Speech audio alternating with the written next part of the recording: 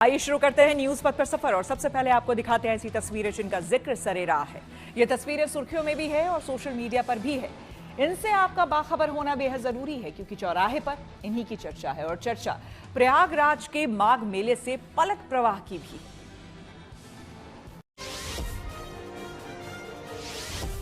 रामनगरी अयोध्या में प्रयागराज माघ मेले का पलट प्रवाह का प्रभाव साफ दिख रहा है। यहाँ के मंदिरों में दर्शन के लिए अपार श्रद्धालु पहुंच रहे हैं। यहाँ सरयू तट पर स्नान ध्यान कर लोग मंदिरों के दर्शन का लाभ ले रहे हैं। यहाँ श्रद्धालुओं की भीड़ की अद्भुत छटा दिखाई पड़ रही है। पूरा वातावरण जय श्री राम के उद्घोष से गूंज रहा है।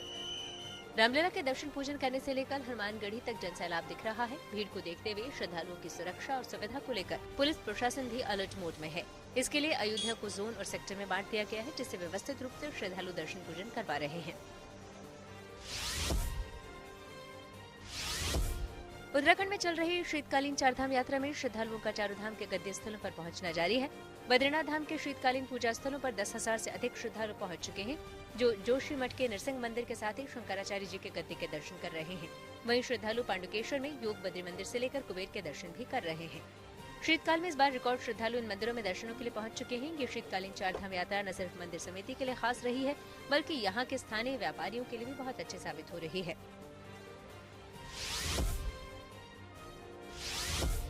यूपी के मिर्जापुर में विंध्याचल स्थित मां विंध्यवासिनी धाम में गुप्त नवरात्र की शुरुआत हो चुकी है। यहाँ साल भर में चैत्र नवरात्र, शारदीय नवरात्र और 2 गुप्त नवरात्र की परंपरा है। गुप्त नवरात्र की शुरुआत के साथ ही यहाँ बड़ी संख्या में माता के भक्त दर्शन पूजन के लिए पहुँच रहे हैं। कलश स्थापन के साथ सोमवार से यहाँ पूरे विधि विधान से पूजा पाठ और आरती चल रही है। विंध्याचल धाम के पुजारी के अनुसार ये गुप्त नवरात्र साधकों का होता है, जिसमें वो साधना कर मां को प्रसन्न कर उनका आशीर्वाद ग्रहण करते हैं। 9 दिनों तक चलने वाले इस गुप्त नवरात्र तंत्र साधना का होता है, जिसमें हर दिन अलग अलग जगहों से श्रद्धालु पहुँचते हैं। ये वो विशाल और वजनदार त्रिशूल है जो गुजरात के प्रसिद्ध अंबाजी मंदिर के त्रिशूलिया घाट की शोभा बढ़ाएगा। उत्तरकाशी की 1500 साल पुरानी शक्ति परंपरा की दिव्य प्रेरणा से तैयार ये 16 फीट ऊंचा और 600 किलोग्राम वजन के त्रिशूल का अहमदाबाद में बनासकांठा डिस्ट्रिक्ट कलेक्टर और श्री आरासुरी अंबाजी माता देवस्थान ट्रस्ट के चेयरमैन के हाथों भक्तों के दर्शन के लिए भव्य अखंड शक्ति त्रिशूल ओपनिंग कार्यक्रम सम्पन्न हुआ, जिसमें अहमदाबाद के डिप्टी मेयर भी मौजूद थे। ये त्रिशूल उत्तरकाशी में माता जगदम्बा के स्वयं लगाए गए 1500 साल से भी अधिक पुराने और दिव्य शक्ति त्रिशूल की पहली कॉपी बताई जा रही है। देश के अलग अलग इलाके इन दिनों प्रवासी पक्षियों के चहचहाट से गुलजार नजर आ रहे हैं, चाहे वो तमिलनाडु का थुथुकुडी का हार्बर बीच हो या फिर ओडिशा के खोर्धा जिले की झीलें या फिर हिमाचल प्रदेश की पोंग झील। हर जगह बड़ी संख्या में ये प्रवासी पक्षी पहुंचे हुए हैं जो अनुपम छटा बिखेर रहे हैं। लंबी यात्रा कर पोंग डैम पहुंचने वाले प्रवासी पक्षियों में वार हेडेड गीज की संख्या सबसे ज्यादा रहती है। यहाँ पहली बार 2 नई प्रजातियों के पक्षी भी दिख रहे हैं, जिनका वन्य प्राणी विभाग वेरिफिकेशन करने में जुटा है। बात करते हैं इंदौर के करोड़पति भिखारी की। जी हाँ, इंदौर की सड़कों पर भीख मांगने वाले भिखारी की एक चौंकाने वाली सच्चाई सामने आई। यहाँ के सराफा क्षेत्र में लंबे समय से भीख मांगने वाला मांगीलाल असल में करोड़ों की संपत्ति का मालिक निकला। मांगीलाल के पास 3 ऑटो हैं जिन्हें वो किराए पर चलाता है। साथ ही उसके पास एक डिजायर कार भी है जिसे चलाने के लिए उसने बाकायदा ड्राइवर रख रखा है।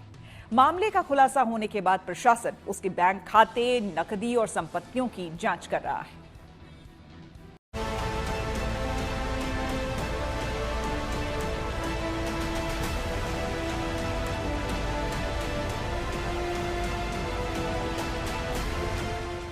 इंदौर के सराफा बाजार में वर्षों से भीख मांग रहा मांगीलाल असल में करोड़ों की संपत्ति का मालिक निकला। लेकिन मांगीलाल का कहना है कि वो भीख नहीं मांगते, इन्हें बस यूं ही मिल जाती है। ऐसे मांगना नहीं, मांगना तो क्यों अच्छा लगेगा? मैं मांगते ही नहीं तो मांगू क्यों? नहीं मांगते मांगते ही नहीं तो क्या मतलब? मांगीलाल का तो ये भी दावा है कि वो मांगते नहीं, लेकिन किसी ने प्रेम से दे दिया तो वो चुपचाप उसे रख लेते हैं। कोई प्रेम से बोले कि यार भैया बोले परिचित आ गए, उनने कहा कि भाई ले यार, तो मैंने बोला नहीं, तो भाई मैं नहीं खाता हूँ, तो फिर वो पैसे दे देते थे कि यार रख यार, बोले कर ले। मांगीलाल सराफा की गलियों में लकड़ी की फिसलने वाली गाड़ी, पीठ पर बैग और हाथ में जूते के सहारे लोगों की सहानुभूति बटोरता था। वो किसी से सीधे तौर पर भीख नहीं मांगता था, बल्कि लोगों के पास जाकर खड़ा हो जाता था, जिसके बाद लोग स्वयं उसे पैसे दे देते थे। रेस्क्यू टीम की पूछताछ में यह खुलासा हुआ है कि वो रोजाना करीब 500 से 1000 रुपए तक की आमदनी कर रहा था। सराफा मार्केट में वर्षों से भीख मांगने वाला मांगीलाल असल में करोड़ों की संपत्ति का मालिक निकला। महिला एवं बाल विकास विभाग के भिक्षावृत्ति उन्मूलन अभियान के तहत जब मांगीलाल का रेस्क्यू किया गया तो उसकी हकीकत जानकर अधिकारी हैरान रह गए। सुबह से नहीं उठता हूँ मैं तो रात को 9-10 बजे जाता हूँ।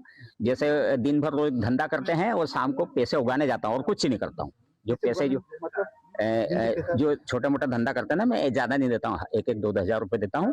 वो जो 1000 रुपए का माल लेते थे, 1000 रुपए के बिक देते, उसमें 50 रुपए अपने को एक्स्ट्रा मिल जाता है। तो बस वही काम करता था और शाम को उगाने जाता था। दिन भर वो धंधा करते, शाम को उगा के लाते थे। पूछताछ के दौरान मांगीलाल ने स्वीकार किया कि भीख से मिलने वाले पैसों का उपयोग वो सराफा के कुछ व्यापारियों को ब्याज पर कर्ज देने में करता था। वो एक दिन और एक हफ्ते के लिए रुपया देता था और रोजाना ब्याज की वसूली के लिए सराफा वाले इलाके में आता था। अभी आपने पैसे मांगे, आपने मांगा कि आपको 10,000 रुपए, मैं मेरी ऐसी हालत में 10 तो दूंगा नहीं, 2 दूंगा। तो वो क्या जलन के मारे इन लोग करते हैं ऐसा कि जिसको नहीं दिया पैसा तो वो बोलते कि वही लोगों ने वो छपवाया मेरा, ऐसा ही है। ऐसा एक मांग लिया था मेरे से 50,000 रुपए, मैंने नहीं दिए। ऐसे बहुत सारे मांगते कि हमको भी दे दो, तो भैया मैंने 2,000 रुपए ले 2,000 रुपए देता हूँ और बेच के दे देना पैसे हाथ के हाथ। आज दे तो रोज की रोज तो मेरा लेना है, तो इसलिए नहीं दे लेते थे। और जिसको करना है 1-2 हज़ार का धंधा, वो ले लेता था। रेस्क्यू टीम की जांच में ये भी सामने आया कि मांगीलाल के पास शहर की अलग अलग इलाकों में 3 पक्के मकान हैं। भगत सिंह नगर में उसके नाम पर 16 बाय 45 फीट का 3 मंजिला मकान है। शिवनगर में 600 वर्ग फीट का मकान और अलवास में 10 बाय 20 फीट का 1 BHK मकान है। एक मकान सरकार ने विकलांगता के आधार पर उपलब्ध कराया था। इतना ही नहीं, मांगीलाल के पास 3 ऑटो है जिन्हें वो किराए पर चलाता है। साथ ही उसके पास एक डिजायर कार भी है जिसे चलाने के लिए उसने ड्राइवर रखा हुआ है। एक मकान है, एक मकान पे दूसरे ने कब्जा कर रखा है, खाली नहीं कर रहा है। और एक मकान है तो रेड क्रॉस द्वारा बना है, उसमें ताला लगा है, रेड क्रॉस द्वारा बना के दिया। ऐसे 3 मकान। आप ही के नाम से तीनों मकान? हाँ, वो एक तो रेड क्रॉस ने बना के दिया, जो आवासीय अंतर्गत जो बना के देते हैं ना, कुष्ठ रोगी आवासा के लिए जो बना के दिए, ग्रामीण रेड क्रॉस ने बना के दिए। एक मकान वो है, वो अलवासा में, और एक अभी मैंने नया बनाया है, तो उसी में रह रहा हूँ मैं अभी फिलहाल में। और जो एक और मकान है वो उसमें एक को रहने के दिया तो वो कब्जा कर लिया उसने, अभी खाली नहीं कर लिया, उसके ऊपर केस चल रहा। यह खुलासा तब हुआ जब महिला एवं बाल विकास विभाग ने भिक्षावृत्ति उन्मूलन अभियान के तहत छापेमारी कर उसे रेस्क्यू किया। अभी शनिवार को जब हमने कार्रवाई की तो ये व्यक्ति हमें पकड़ में आ गया। वो रात में 9:30 से 11 बजे तक लगभग ये सराफा में प्रतिदिन जाता था और मुख्य रूप से शनिवार, शुक्रवार, मंगलवार ये डे उसके फिक्स थे। और ये साइकिल में जो घिसटने वाली साइकिल होती है उसमें जाता था और भिक्षावृत्ति करता था। इसका भिक्षावृत्ति का तरीका ये था कि ये लोगों से जाके फोर्सफुली नहीं मांगता था, लेकिन क्योंकि वो ट्राई साइकिल में चलता था और कहते हैं अपने ऊपर एक कपड़ा रख लेता था उसमें पैरों में और घिसट के आगे जाके खड़ा हो जाता था, तो लोग सहानुभूति पूर्वक खुद ही पैसा देते थे इसको। इन दावों के बाद ये मामला तेजी से सुर्खियों में आया और सोशल मीडिया पर मांगीलाल को लखपति और करोड़पति भिखारी कहा जाने लगा। इंदौर का करोड़पति भिक्षु मांगीलाल इसी मकान में रहता। 3 मंजिला मकान है इंदौर के बाणगंगा क्षेत्र के भगत सिंह नगर इसको कहा जाता है। और ये वही भगत सिंह नगर का घर है जहाँ भिक्षु जो है मांगीलाल वो यहाँ रहते हैं। 2 दिन पहले मांगीलाल पे कार्रवाई की है जिला प्रशासन ने, महिला बाल विकास की टीम ने उनको वहां से रेस्क्यू किया था सराफा से। और इसके बाद से जब उनके बारे में पता चला तो करोड़ों रुपए जो है उन्होंने कमाया है। 3 मंजिला उनका मकान है, इसके अलावा 3 मकान है, 4 ऑटो हैं उनके, बाकायदा गाड़ी नंबर तक जो है उन्होंने प्रशासन ने जारी किए हैं। कार भी है जिससे वो जाते हैं भीख मांगने के लिए। उनकी माता जी है यहाँ हमारे साथ, देखते हैं अगर वो बात करती है तो। अम्मा, ये मांगीलाल यहीं रहते हैं? मांगीलाल कहाँ रहते हैं? मांगीलाल कहाँ रहते हैं? कहाँ है मांगीलाल? यहीं रहते हैं? हाँ। ये पूरा मामला तब सामने आया जब इंदौर प्रशासन ने शहर को भिखारी मुक्त बनाने के लिए विशेष अभियान चलाया। महिला एवं बाल विकास विभाग को स्थानीय लोगों से सूचना मिली कि सर्राफा क्षेत्र में एक कुष्ठ रोग से पीड़ित व्यक्ति भीख मांग रहा है। सूचना के आधार पर पहुंची टीम ने मांगीलाल को रेस्क्यू किया। फिलहाल प्रशासन ने मांगीलाल को उज्जैन के सेवाधाम आश्रम भेज दिया है। वहीं उसकी संपत्ति, बैंक अकाउंट की जांच की जा रही है और उन सराफा व्यापारियों से भी बात की जाएगी जो मांगीलाल से पैसा उधार लेते थे। इंदौर से धर्मेंद्र शर्मा के साथ bureau report, good news today. Kedarnath Dham के कपाट खोलने की तैयारी शुरू। महाशिवरात्रि के दिन तय होगी तारीख। आई सीधे आपको लिए चलते हैं न्यूज एक्सप्रेसवे पर, जहां देश भर की कुछ और जरूरी खबरें कर रही हैं आपका इंतजार। इस बार गणतंत्र दिवस परेड में पहली बार लंबी दूरी की anti ship hypersonic glide missile को प्रदर्शित किया जाएगा। इसे DRDO ने स्वदेशी रूप से विकसित किया है। इसकी खासियत यह है कि इसकी रफ्तार आवाज की गति से भी कई गुना तेज है। ये मिसाइल इतनी तेजी से अपने टारगेट की तरफ बढ़ती है कि उसे एंटी मिसाइल सिस्टम ट्रैक नहीं कर पाता। अमेरिका का बनाया थार्ड और इजराइल का आयरन डोम सिस्टम भी नहीं। इसकी बड़ी खासियत ये भी है कि यह हवा, पानी और जमीन तीनों जगहों से हमला कर सकती है और पारंपरिक और परमाणु दोनों तरह के वॉरहेड ले जाने में सक्षम है। हाइपरसोनिक मिसाइल फिलहाल चीन और रूस के पास है। जम्मू कश्मीर में दूसरा जेनजी पोस्ट ऑफिस खोला गया। इस बार ये श्रीनगर में कश्मीर विश्वविद्यालय में खोला गया है। इस मौके पर यूनिवर्सिटी के प्रोफेसर नीलोफर खान और जम्मू कश्मीर सर्कल के मुख्य डाक महानिरीक्षक DSVR मूर्ति भी मौजूद रहे। जेनजी पोस्ट ऑफिस का मकसद युवाओं को पोस्ट ऑफिस की पुरानी परंपरा से नई तकनीक और सुविधाओं के साथ जोड़ना है। ऐसे में जेनजी पोस्ट ऑफिस के लुक और डिजाइन से लेकर सुविधाओं तक में युवाओं की पसंद और लेटेस्ट तकनीक का ख्याल रखा गया है। जम्मू कश्मीर का पहला Gen Z post office Vijaynagar AIIMS campus में खोला गया है। बद्रीनाथ धाम के बाद अब केदारनाथ धाम के कपाट खोलने को लेकर भी तैयारियां शुरू हो गई हैं। महाशिवरात्रि के मौके पर केदारनाथ धाम के कपाट खोलने का दिन तय होगा। इससे पहले प्रशासन तैयारियों को लेकर अलर्ट मोड में है। पैदल यात्रा मार्ग पर यात्रियों को दी जाने वाली सुविधा सहित धाम में यात्रियों के दर्शन, ट्रैफिक सहित अन्य व्यवस्थाओं की तैयारियां शुरू कर दी गई हैं।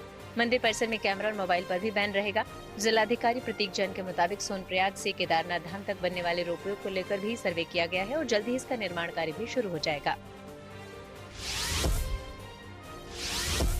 गणतंत्र दिवस समारोह के मद्देनजर पंजाब सीमा पर सुरक्षा व्यवस्था कड़ी कर दी गई है। भारत पाकिस्तान बॉर्डर पर निगरानी बढ़ा दी गई है। बॉर्डर पर निगरानी और सतर्कता के लिए तकनीक के साथ साथ पारंपरिक तौर तरीकों का भी इस्तेमाल किया जा रहा है। वहीं पठानकोट पुलिस भी अलर्ट मोड में है। यहाँ भारत पाक सरहद के साथ लगते बमियाल सेक्टर में सुरक्षा पुख्ता कर दी गई है।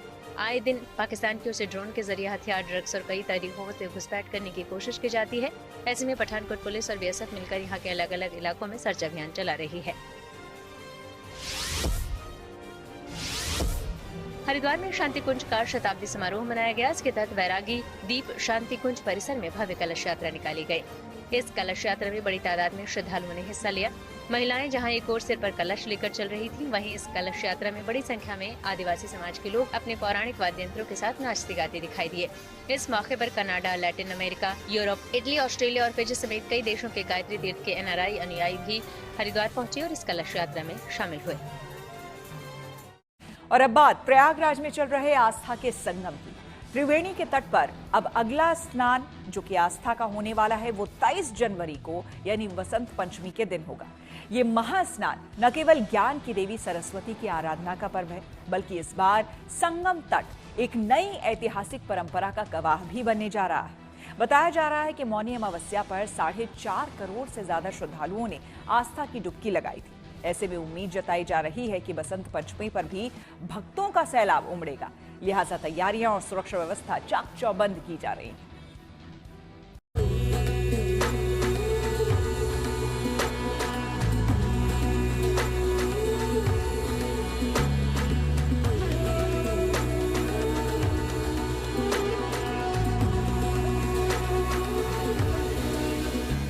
प्रयागराज में संगम की रेती पर बसी नगरी में भक्ति, आस्था, विश्वास और श्रद्धा का सैलाब बह रहा है। कहीं कल्पवास की कड़ी साधना तो कहीं साधु संतों का कठिन तप और कहीं श्रद्धालुओं की अटूट आस्था संगम की त्रिवेणी में हिलोरे मार रही है।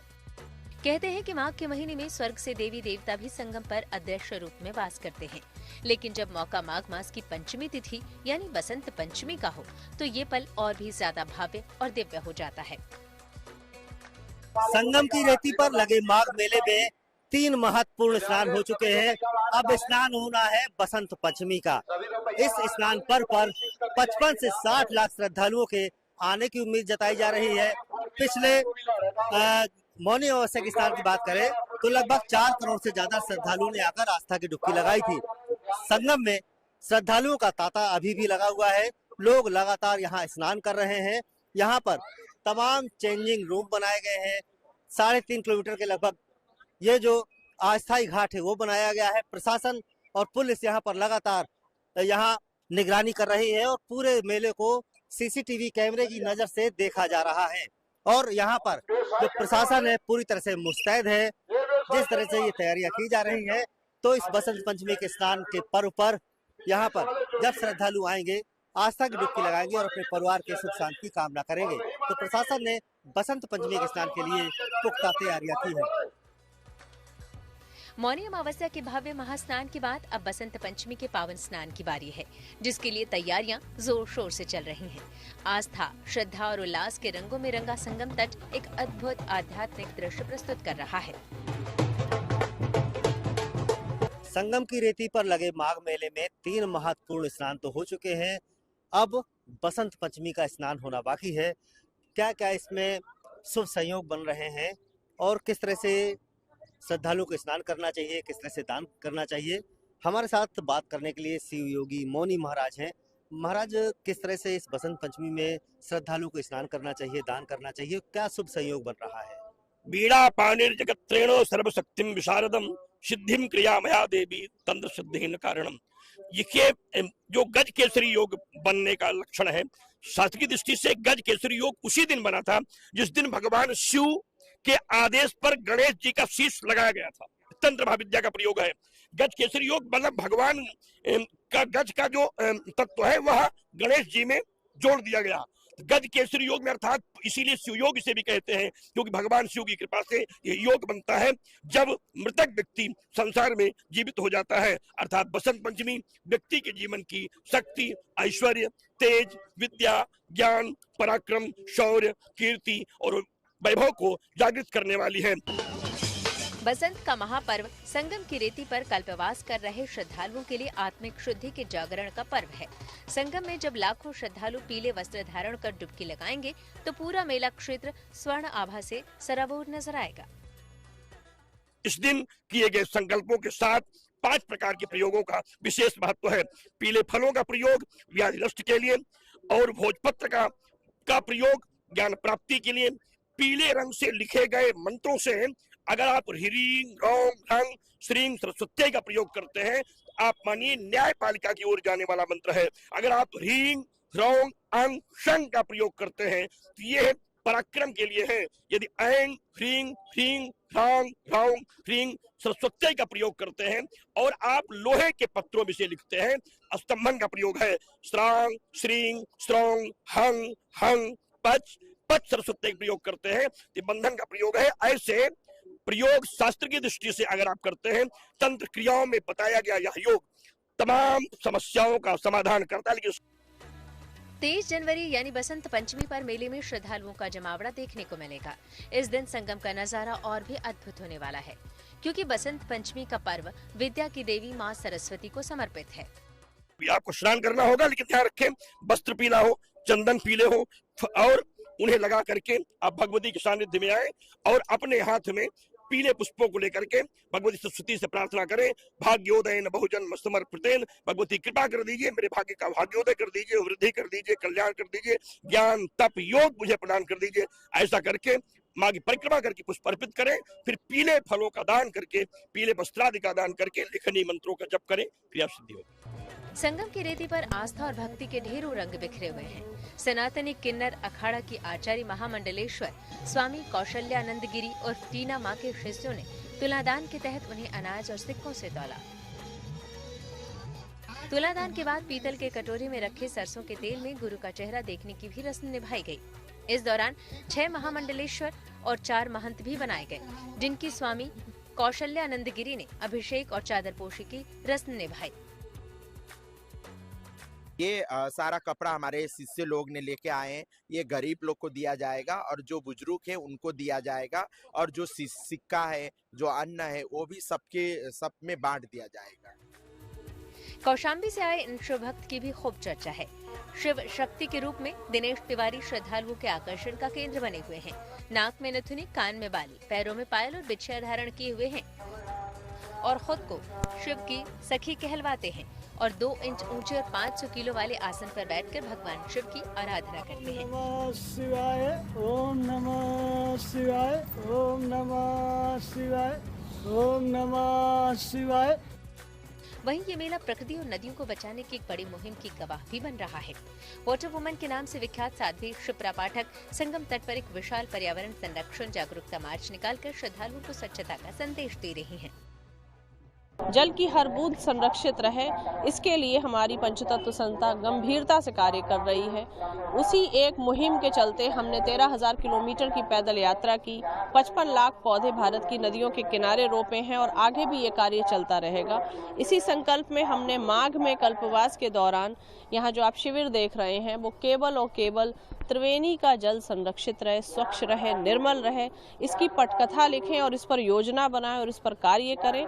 इसी हेतु मैं ये कल्पवास कर रही हूं। माघ मेले को दिव्य और भव्य बनाने के लिए आम श्रद्धालुओं का विशेष ख्याल रखा गया है। यहाँ उनकी सहूलियत के लिए इलेक्ट्रिक बग्गियों का इंतजाम किया गया है, जो उन्हें आसानी से संगम तट तक पहुँचाने का काम कर रही है। फिलहाल 20 से ज्यादा इलेक्ट्रिक बग्गियां तैनात की गई हैं और आने वाले दिनों में श्रद्धालुओं की तादाद को देखते हुए इनकी संख्या भी बढ़ाई जा सकती है। इन इलेक्ट्रिक बग्गियों को मेला क्षेत्र के एंट्री पॉइंट से हनुमान मंदिर और संगमनोज घाट से कुछ दूरी तक चलाया जा रहा है, जिससे श्रद्धालुओं को आसानी से गंगा घाट तक पहुंचाया जा सके। प्रयागराज से आनंद राज के साथ Pankaj Srivastava, good news today. News पर आगे है धन बाजार, जहां शेयर बाजार से लेकर कारोबार तक की सभी अहम खबरें होती हैं और इसका सीधा रिश्ता आपकी आमदनी आपकी जेब से होता है। तो तेज रफ्तार खबरों के बीच ये जरूरी खबरें छूट ना जाए, इसलिए सीधे आपको लिए चलते हैं धन बाजार। हफ्ते के दूसरे कारोबारी दिन शेयर बाजार में भारी गिरावट देखने को मिली। मंगलवार को सेंसेक्स 1066 अंक लुढ़कर 82,180 पर बंद हुआ। वहीं निफ्टी भी 353 अंक खसला, ये गिरकर 25,232 पर आ गया। मंगलवार को भी सोने चांदी की कीमतों में उछाल जारी रही। दिल्ली सराफा बाजार में मंगलवार को सोना 5100 रुपए महंगा हुआ। इसके साथ ही दिल्ली में 10 ग्राम सोने की कीमत बढ़कर 1,53,200 रुपए हो गई। वहीं चांदी की कीमतों में भी मजबूती आई। चांदी की कीमतों में 20,400 रुपए की भारी बढ़ोतरी हुई। इसके साथ ही 1 किलो चांदी की कीमत बढ़कर 3,23,000 रुपए के नए रिकॉर्ड हाई पर पहुंच गई। मंगलवार को डॉलर के मुकाबले रुपए फिसल गया, इसमें 7 पैसे की गिरावट आई। इस तरह 1 डॉलर के मुकाबले रुपए की कीमत 90 रुपए 97 पैसे हो गई। जापानी car company Toyota Kirloskar motor ने भारतीय बाजार में अपनी पहली इलेक्ट्रिक कार अर्बन क्रूजर एवेला को पेश कर दिया है। ये एक मिड साइज इलेक्ट्रिक एसयूवी है, जिसे मारुति सुजुकी की ई विटारा के प्लेटफॉर्म पर तैयार किया गया है। दावा है कि ये कार एक बार फुल चार्ज होने पर 543 किलोमीटर तक की दूरी तय कर सकती है। कंपनी ने इसे 2 बैटरी पैक विकल्पों के साथ पेश किया है। सेफ्टी फीचर्स की बात करें तो टोयोटा एवेला में level 2 advanced driver assistant system दिया गया है, जिसमें अडेप्टिव क्रूज कंट्रोल और लेन कीप असिस्ट जैसे फीचर्स शामिल हैं। न्यूज पर के सफर में अब रुक करते हैं सोशल अड्डा का, जहां आज बात होगी सोशल मीडिया से जुड़े एक बेहद संवेदनशील मामले की, जिसने पूरे देश का ध्यान अपनी ओर खींचा है। ये मामला केरल का है। केरल के कोझिकोड से एक बेहद संवेदनशील और झंझोर देने वाला मामला सामने आया है। कोझिकोड के रहने वाले 42 साल के दीपक की संदिग्ध परिस्थितियों में मौत हो गई। दरअसल बस में सफर के दौरान एक महिला ने दीपक पर छेड़छाड़ का आरोप लगाते हुए सोशल मीडिया पर एक वीडियो शेयर किया था। सोशल मीडिया पर वायरल हुए इस वीडियो के बाद दीपक गहरे मानसिक तनाव में चले गए और कुछ समय बाद उनका शव घर में फंदे से लटका मिला। वीडियो बनाने वाली महिला का नाम शिमजिता मुस्तफा है, जो कि एक सोशल मीडिया इन्फ्लुएंसर है। महिला ने जो वीडियो पोस्ट किया था उसमें बस के अंदर दीपक का कोहनी से महिला के शरीर को छूना दिख रहा था। वीडियो सामने आने के बाद सोशल मीडिया यूजर्स ने इस पर अपनी अलग अलग प्रतिक्रियाएं दी। कई यूजर्स ने इसे यौन उत्पीड़न का मामला बताया, तो कुछ लोगों का कहना था कि बस में अत्यधिक भीड़ होने की वजह से ऐसा हुआ होगा। जानकारी के मुताबिक पिछले शुक्रवार को यह वीडियो इंटरनेट पर वायरल हो गया। इसके अगले ही शनिवार दीपक का जन्मदिन था और उसने तनाव की वजह से कुछ नहीं खाया।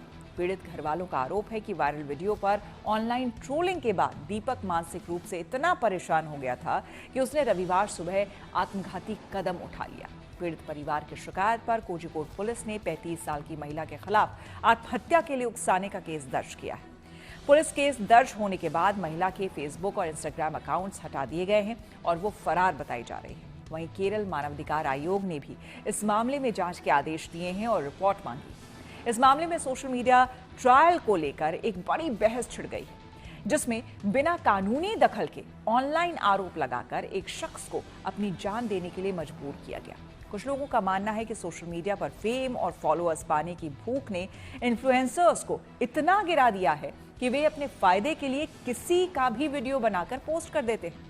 केरल का ये मामला कोझिकोड से जो आया है वो बेहद ही झकझोर देने वाला है, दिल को दहलाने वाला है और आगाह करता है ये कि सोशल मीडिया पर एक्टिव यूजर्स को दूसरों के साथ संवेदनशील तरीके से पेश आना चाहिए। इस मुद्दे पर हमने दिल्ली में लोगों से बात की और उनकी राय जानी।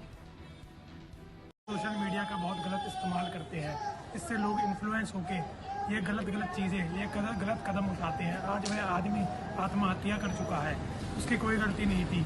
मेरा तो ये मानना है सरकार को इन चीज़ों पर कदम उठाना चाहिए और सोशल मीडिया पर सख्त से सख्त कार्रवाई करनी चाहिए कि आगे से ऐसा केस फिर सामने ना आए। सोशल मीडिया का सही इस्तेमाल कीजिए, लोग इससे इन्फ्लुएंस होते हैं, ना कि गलत। ये बहुत दुखद घटना है और मैं इसके लिए रोष प्रकट करते हुए कहना चाहूँगा अपनी दिल्ली सरकार से, गवर्नमेंट सरकार से कि आप प्लीज़ इसके खिलाफ सख्त कानून बनाएं, क्योंकि कुछ लोग हिट होने के चक्कर में ऐसे लोगों को मरने पर मजबूर कर देते हैं। इस तरह इस कदर मिसयूज किया जा रहा है सोशल मीडिया का, जो आज के टाइम में देश के लिए बहुत ही ज्यादा कैंसर से ज्यादा घातक है। कानून जल्द से जल्द बने, ऐसे लोगों को कटघरे में लाकर सजा देनी चाहिए, क्योंकि ये लोग आगे बढ़ते रहे तो न जाने कितने दीपक और आत्महत्या करते रहेंगे। सोशल मीडिया का बहुत सोच समझ के इस्तेमाल करना चाहिए। कुछ लोग इसका गलत इस्तेमाल करते हैं, खासतौर पे जो इन्फ्लुएंसर टाइप के लोग हैं वो गलत ढंग से इसके ऊपर ट्रोल वगैरह करना चालू कर देते हैं। वहीं हमें ये सोचना चाहिए कि सोशल मीडिया एक ऐसा प्लेटफॉर्म है जिसके माध्यम से जब सरकारें आपकी आवाज ना सुन रही हो, जब अफसरशाही आपकी कंप्लेंट ना सुन रही हो, तो आप सोशल मीडिया के माध्यम से उन तक अपनी समस्याएं पहुंचा सकते हैं। इसीलिए आप ये देखिए, जरूरत है हमें बहुत संयम बरतने की और उसको लगातार सही तरीके से यूज करने। आज जो मैंने ये न्यूज़ देखी है, सोशल मीडिया पे जो भी ये वीडियो वायरल हो रही है जिसमें एक लड़की जो है एक आदमी का हाथ पकड़ रही है, उस वजह से वो आदमी इतना बदनाम हो गया कि उसे एक कदम उठाना पड़ा, उसने सुसाइड कर दी। ये देखो मैं सही में इतना शौक में हूँ और मुझे इतना दुख है कि यार कि एक सोशल मीडिया बताओ कि एक आदमी को इतना बदनाम कर सकता है कि उसे ये कदम उठाना पड़ जाए। मतलब कि इस केस में तो मुझे ऐसा लग रहा है सोशल मीडिया ने आग में घी डालने का ही काम करा है कि लड़कियों से फंसाना चाही थी और सोशल मीडिया ने और ज़्यादा उसे इन्फ्लुएंस करके और उसे और बड़ा चढ़ा के ऐसी एक वीडियो बना के इतना ज़्यादा हाइप दे दी इस केस को कि उस आदमी को ये कदम उठाना पड़ा। मुझे लगता है कि सरकार को ना इस चीज़ पे एक्शन लेना चाहिए, कोई ऐसे रूल बनाने चाहिए जिसमें कि ये सब ऐसे ना फैले और कुछ तो ऐसे रेगुलेशन होनी चाहिए कि सोशल मीडिया में हर कोई ऐसी कोई वीडियो ना डाल पाए कि जिससे कि लोग इतने इन्फ्लुएंस हो और किसी आदमी के लिए सोचे और कोई ऐसा कल को ऐसा कदम उठाए। तो मुझे तो ये लगता है कि ऐसा ही कोई रूल आना चाहिए। मीठी बातें नहीं बल्कि बदतमीजी से पूछने पर सटीक जवाब देता है एआई। जी हाँ, टेक्नोलॉजी से जुड़ी ऐसे ही हर एक जरूरी खबर को जानने समझने के लिए आइए आपको लिए चलें डिजिटल गली। रेल मंत्रालय ने रेल वन ऐप के जरिए जनरल टिकट बुक करने पर 3% की छूट देने की शुरुआत की है। ये योजना 14 जुलाई तक प्रभावी रहेगी। ऐप के जरिए यात्री न केवल सस्ता टिकट पा सकेंगे बल्कि लाइव ट्रेन स्टेटस और कोच पोजीशन जैसी सुविधाओं का लाभ भी एक ही जगह उठा सकेंगे। ये छूट आर वॉलेट के अलावा दूसरे सभी डिजिटल पेमेंट गेटवे पर लागू होगी, जबकि आर वॉलेट से भुगतान करने वाले यात्रियों को मिलने वाला 3% बोनस कैशबैक पहले की तरह ही मिलता रहेगा। आर्टिफिशियल इंटेलिजेंस को लेकर एक नई रिसर्च सामने आई है जिसमें दावा किया गया है कि मीठी बातें नहीं बल्कि बदतमीजी से पूछने पर एआई सटीक जवाब देता है। यह खुलासा यूनिवर्सिटी ऑफ पेंसिल्वेनिया के शोधकर्ताओं ने किया है। शोधकर्ताओं ने अलग अलग विषयों से जुड़े 50 मूल सवाल चुने, फिर हर सवाल को 5 अलग अलग अंदाज में दोबारा लिखा गया, जिसमें बहुत विनम्र से लेकर बेहद बदतमीज लहजे में सवाल पूछे गए थे। नतीजे हैरान करने वाले रहे। रिसर्च पेपर के मुताबिक बहुत विनम्र सवालों की सटीकता केवल 80.8% रही, जबकि बेहद रूखे सवालों में ये बढ़कर 84.8% तक पहुंच गई। सबसे ज्यादा शालीन भाषा वाले सवालों की सटीकता सिर्फ 75.8% पाई गई। आइए अब रुक करते हैं प्रगति मार्ग का, जहां ऐसी खबरें हैं जो कि देश की तरक्की, प्रगति और लोगों की काबिलियत दिखाती है। आज बात एक ऐसे पैराशूटर की जिसने महज 2 साल पहले शूटिंग में हाथ आजमाना शुरू किया और नेशनल चैंपियनशिप में उसने न सिर्फ अपने प्रदर्शन से सबको हैरान कर दिया बल्कि गोल्ड मेडल तक पर निशाना साध लिया। जनजात समस्या से जूझ रहे यूपी के सहारनपुर के रहने वाले पैराशूटर अंश गुप्ता की ये कहानी एक मिसाल है। The gold medal goes to Ansh Gupta, again representing Uttar Pradesh.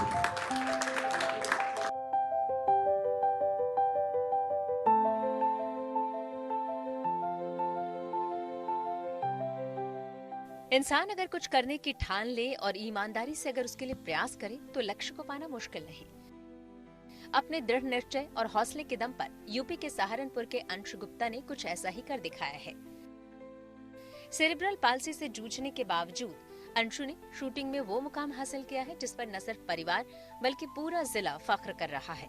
चलने फिरने में परेशानी के चलते अंशु को व्हील चेयर का सहारा लेना पड़ता है, लेकिन शूटिंग के प्रति समर्पण की भावना के साथ आगे बढ़ते हुए महज 2 साल में ही इन्होंने 68वीं नेशनल शूटिंग चैंपियनशिप में गोल्ड मेडल जीतकर अपनी प्रतिभा का लोहा मनवा दिया। अंश ने इस नेशनल चैंपियनशिप में गोल्ड के साथ ही कुल 4 मेडल जीते। एक ही मंच पर 4 नेशनल मेडल जीतना अंश की मेहनत और लगातार बेहतर प्रदर्शन का बड़ा प्रमाण है। 68 नेशनल भोपाल में गया था। मैंने उसमें टोटल 4 मेडल प्राप्त किए हैं। 10 मीटर एयर राइफल स्टैंडिंग में मैंने गोल्ड मेडल प्राप्त किया है। 10 मीटर एयर राइफल प्रोन में मैंने सिल्वर मेडल प्राप्त किया है और 50 मीटर प्रोन में मैंने सिल्वर मेडल प्राप्त किया है। 2 साल हो गए शूटिंग की गेम को करते हैं। मुझे मैम ने उनसे मैं फिजियोथेरेपी लेता था, तो उन्होंने मुझे गाइडेंस दी कि आप एक बार शूटिंग में ट्राई कीजिए, पैरा स्पोर्ट्स में ट्राई कीजिए। तो मैंने उसके बाद 1-2 बार मतलब ट्राई किया कुछ टाइम। धीरे धीरे प्रैक्टिस के बाद जब पहली बार स्टेट में मेडल आया, उसके बाद लगने लगा था कि हाँ शायद मैं और अच्छा कर सकता हूँ। तो मैंने अपनी प्रैक्टिस का टाइम भी बढ़ाया और अच्छी प्रैक्टिस करी। तो उसके बाद धीरे धीरे स्टेट के बाद नॉर्थ जोन में, फिर नेशनल में भी मेडल आया, जोनल में मेडल आया। सीमित संसाधनों और लगातार चल रहे इलाज के बीच अंश ने अभ्यास का समय बढ़ाया और अपने खेल में सुधार करते हुए इस मुकाम पर पहुंचे हैं। बीए फर्स्ट ईयर के स्टूडेंट अंश ने अपने ऑक्यूपेशनल थेरेपिस्ट की सलाह पर महज 2 साल पहले ही पैरा शूटिंग में हाथ आजमाना शुरू किया और 2 साल में ही नेशनल लेवल तक की प्रतियोगिता में पदक हासिल कर लिया। ये अब प्री स्टेट, स्टेट और नेशनल भी खेल चुके हैं। नेशनल में भी इनके 4 मेडल तो इनके भोपाल में आए हैं और 2 मेडल इनके करनी सिंह नेशनल उसमें आए हैं। ये 2 साल से शूटिंग कर रहे हैं और ये इनके 20 मेडल्स हो गए हैं। क्या लगता था कि आपका बेटा जो है इस तरीके से इतनी अचीवमेंट कर पाए? नहीं, हमें नहीं लगता था ऐसा।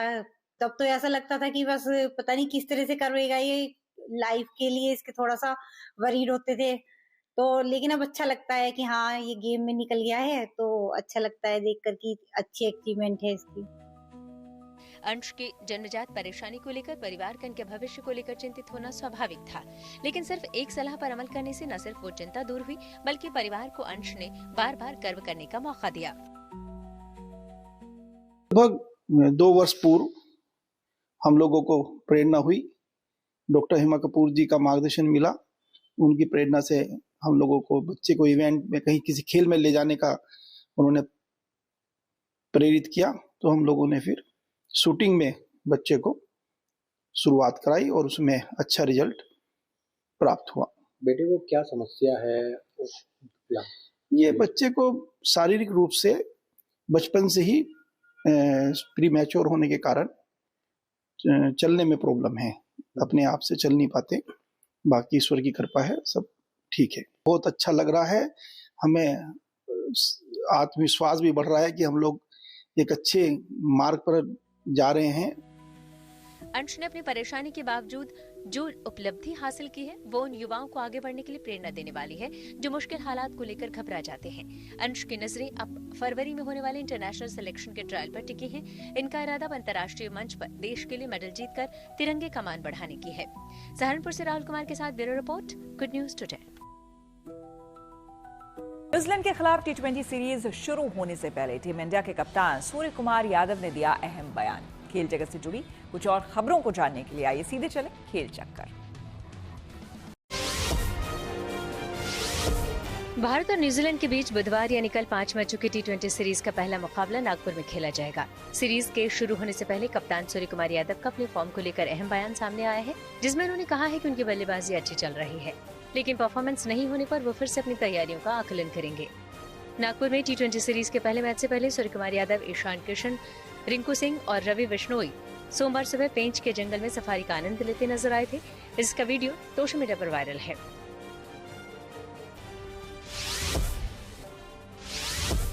स्मृति मंधाना की अगुवाई वाली महिला प्रीमियर लीग की टीम रॉयल चैलेंजर्स बेंगलुरु चौथे सीजन के प्लेऑफ में पहुंचने वाली पहली टीम बनी। वडोदरा में सोमवार को खेले गए मैच में गुजरात जायंट्स को हराकर आरसीबी न सिर्फ प्लेऑफ में पहुंच गई बल्कि उसने WPL में लगातार 5 मुकाबले जीतकर चौथे सीजन के खिताब का दावेदार होने का दम भी भर दिया है। भारत के स्टार बैडमिंटन खिलाड़ी साइना नेहवाल ने प्रोफेशनल बैडमिंटन से संन्यास ले लिया है। ओलंपिक मेडल जीतने वाली पहली भारतीय बैडमिंटन खिलाड़ी साइना आखिरी बार जून 2023 में सिंगापुर ओपन में खेली थी। पिछले 2 साल से घुटने की गंभीर समस्या से जूझ रही साइना ने कहा कि अब उनका शरीर इंटरनेशनल लेवल का प्रेशर नहीं झेल सकता। इसी के साथ न्यूज पथ में मेरे यानी कि श्वेता झा के साथ फिलहाल इतना ही। देश दुनिया के तमाम पॉजिटिव खबरों के लिए आप देखते रहिए गुड न्यूज टुडे।